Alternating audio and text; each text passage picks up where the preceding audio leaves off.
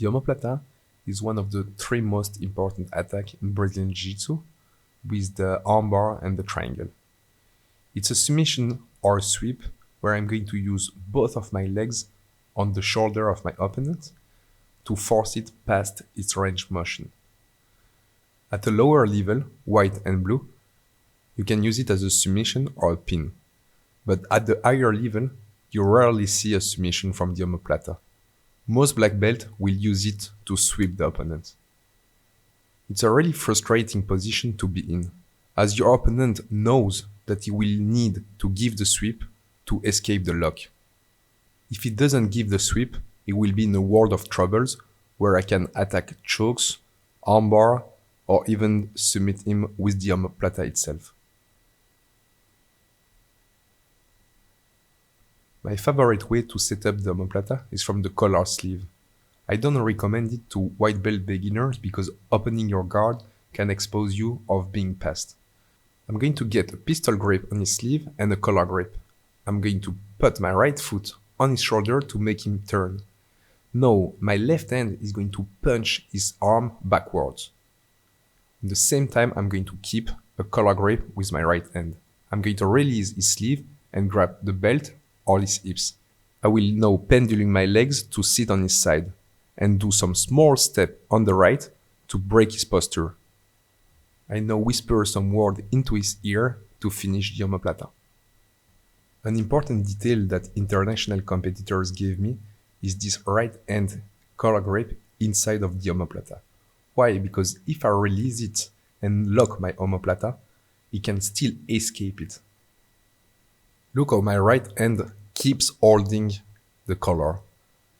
Even if he tries to lift me up, his posture is broken down. I will now grab the belt, sit up, and step on the side to break his posture even more. Both of my legs are in a 90-degree angle, and I go whisper something into his ear. Pistol grip, collar grip, right foot on the shoulder to make it turn. I'm going to punch his arm back and triangle my legs. I secure the belt and I put both legs at 90-degree angle and I whisper something in his ear. To stabilize the omoplata, you need to secure the belt or the hips, or your opponent will do as demonstrated in this clip, a forward roll and will pass with pressure. The other common way to escape the omoplata is to jump to the other side, almost doing a cartwheel and controlling with a cross face. The two techniques shown previously are to escape the sweep. This one, however, my opponent is going to roll forward to escape the submission, but giving me 2 points for the sweep. In this variation, I will sweep my opponent the same way, but I will choose the side control instead of the north-south. I will free my leg by kicking it. The lock sweep is done by switching the grip. My right hand is going to grab his sleeve and my left hand is going to grab his pants. I'm going to roll under him and stabilize the top position. As I'm going for the normal omoplata, I will switch my grips, and it's really important to stretch the leg while I roll for an easy sweep. A lot of people tend to forget that from the omoplata position, there is a straight armbar waiting for you.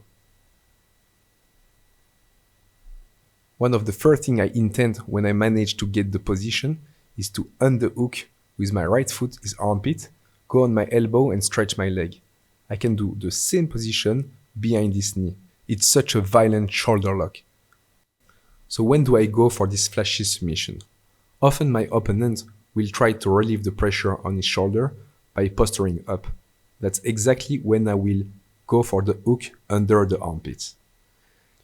In other situations, my opponent will try to relieve the pressure on the shoulder by lifting his leg up. That's an even better opportunity to underhook the back of his knee and get this violent shoulder lock. In this first-person view, I go for the classical omoplata and underhook the leg. Notice that I don't always need to triangle them. I can also go for the arm lock and why not a wrist lock.